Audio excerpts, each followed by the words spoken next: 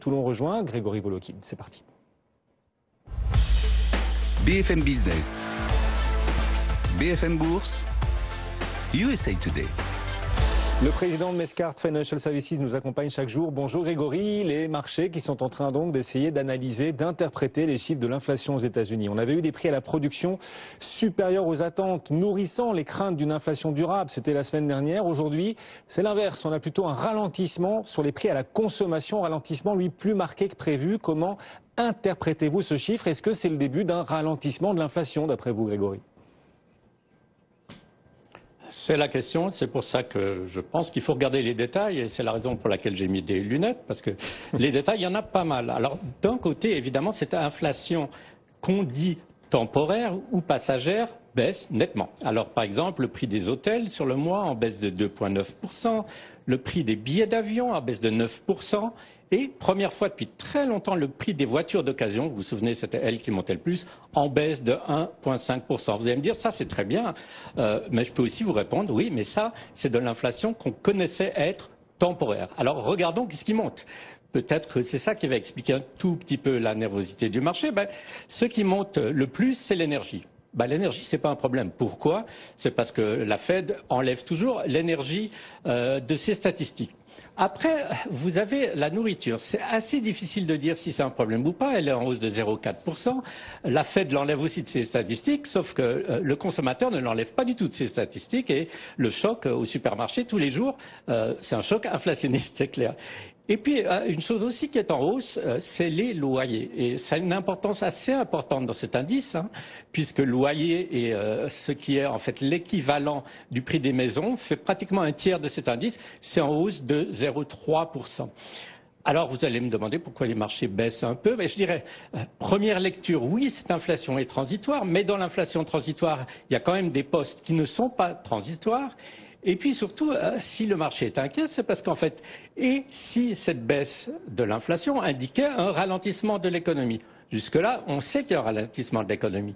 Mais s'il y a un ralentissement de l'économie et que l'inflation baisse beaucoup, ça n'empêchera peut-être pas la Fed de commencer assez rapidement le tapering. Donc ça veut dire quoi? Ça veut dire une Fed qui va agir un peu à contre-courant de l'économie, resserrer les taux quand l'économie ralentit. Je dirais c'est ça la grande question. C'est toujours le verre à moitié plein, à moitié vide. Est-ce qu'on s'inquiète donc que la Fed va être plus active que nécessaire alors que l'économie ralentit? Crainte d'un éventuel effet ciseau. Bon, on voit que sur le marché obligataire, aujourd'hui, c'est toujours la sérénité. C'est le moins qu'on puisse dire, le 10 ans américain, même qui se détend après ce chiffre des prix à la consommation sous 1,30 désormais. Le 10 ans américain, 1,29 tout rond en ce moment. On voit que les valeurs de la tech en profitent particulièrement, surtout en Europe d'ailleurs, aujourd'hui. On parle aussi beaucoup depuis quelques jours d'éventuelles hausses d'impôts à venir aux États-Unis. Le camp démocrate en débat en ce moment. On voit le secteur du luxe qui sous-performe en Europe depuis quelques jours d'ailleurs, peut-être en raison de ces débats sur des hausses d'impôts à venir sur les plus aisés, sur les entreprises aux États-Unis. Sauf que Grégory, Joe Biden est sur ce point peut-être en train de lâcher du lest. Oui, on le disait déjà, c'est par exemple impôt sur les compagnies.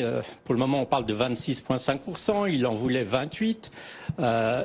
Mais il y a quelque chose que je voulais souligner qui est intéressant, c'est comment on impose les gérants de private equity. Vous allez me dire, c'est pas tellement important. Si, c'est important.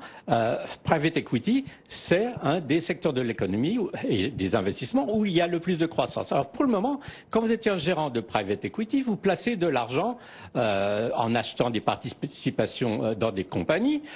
Et disons que cette participation en une année ou en 6 mois a monté de 10% en valeur, évidemment, vous allez payer des impôts parce que vous faites payer ça à vos clients. Sauf que Private Equity avait cette chance que tous les gains qu'ils avaient, ils pouvaient les payer comme des impôts contre les capitaux à long terme. Attention, c'est important, ça veut dire taxer à 20%.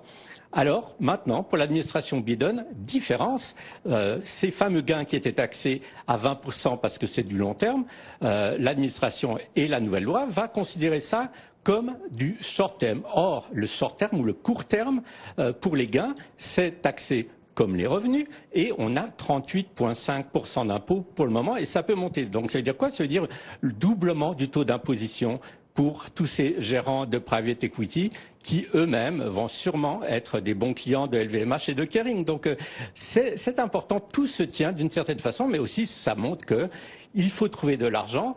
C'est peut-être une bonne idée de taxer plus private equity. Ça sera toujours populaire et beaucoup plus populaire évidemment que d'augmenter les impôts de monsieur et madame tout le monde. Eh bien voilà un coin que Joe Biden voudra peut-être enfoncer. On aura l'occasion d'en reparler bien évidemment sur le front des valeurs. Il y a un titre qu'on surveille particulièrement aujourd'hui à Wall Street, c'est bien sûr Apple, Grégory, puisque Apple tient aujourd'hui son événement de rentrée. Ce sera à 19h heure française. Apple va organiser sa keynote et dévoiler une nouvelle gamme d'iPhone, peut-être de meilleures caméras. Bref, vous allez nous dire peut-être, Grégory, parce que vous attendez avec beaucoup d'impatience ce rendez-vous, ce qu'il faut attendre de cette keynote d'Apple tout à l'heure. Est-ce que ce sera, d'après vous, un de ces grands rendez-vous dont Apple a eu par le passé le secret ? Le gros problème, c'est que je n'ai aucune impatience par rapport à cette introduction de nouveaux produits de la part de Apple. Et en fait, je suis pas le seul. On n'en parle presque pas. Alors que vous vous souvenez, il y a quelques années, c'était vraiment le sujet. On passait des heures à en parler. Alors pourquoi un nouveau téléphone, iPhone 13, qu'est-ce qu'il va avoir de spécial ? Peut-être une durée de batterie un peu plus longue, mais la batterie a toujours pas autant de durée que sur Samsung. Peut-être des photos un peu meilleures, leur caméra un peu meilleure, mais enfin bon, pour le moment, ça semblait toujours être quand même déjà excellent.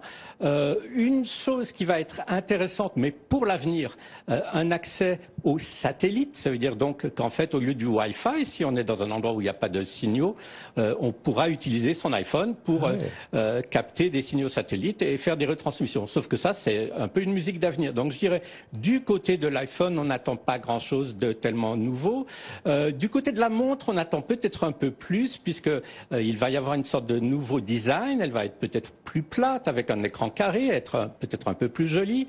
Et puis des nouvelles possibilités, on en parlait déjà, comme par exemple la prise de la température, peut-être aussi mesurer la tension artérielle, même si c'est peut-être pas pour aujourd'hui, mais plutôt pour demain.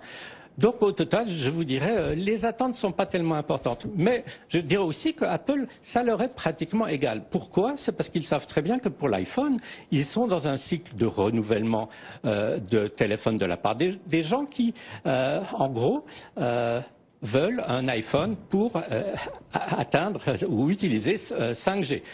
Or, on calcule que cette année, pratiquement 30% des détenteurs d'Apple vont tout simplement changer de téléphone parce qu'ils ont encore des Apple 6, des Apple 7, des Apple 8. Donc, ce qu'on peut dire, c'est que, quelles que soient les innovations, leurs clients sont captifs et les ventes de iPhone sont plutôt assurées.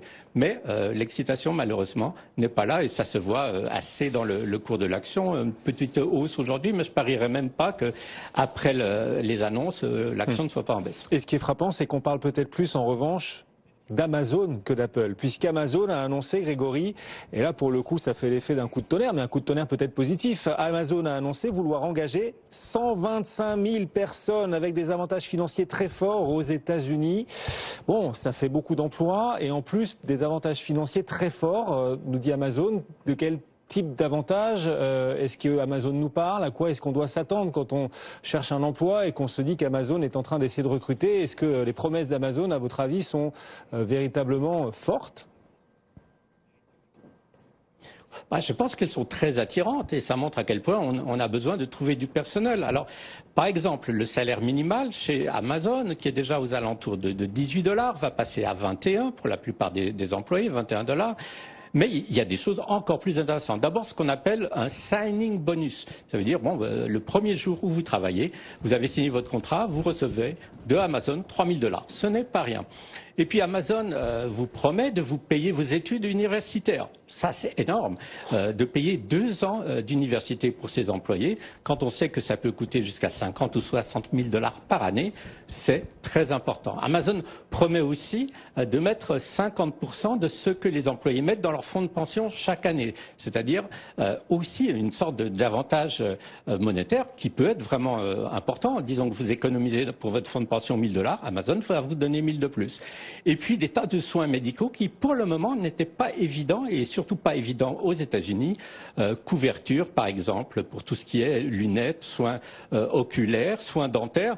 Donc en fait, les employés de Amazon commencent à être très très bien traités. Et ce qu'offre Amazon, c'est amusant, mais ça ressemble dans certaines lignes aussi au plan social de Joe Biden. Donc en fait, Amazon a un peu là d'avance sur la Chambre des représentants par rapport aux nouvelles aides, je dirais, ou aux nouvelles façons de rémunérer les Américains. Bon, des métiers qui montent en puissance.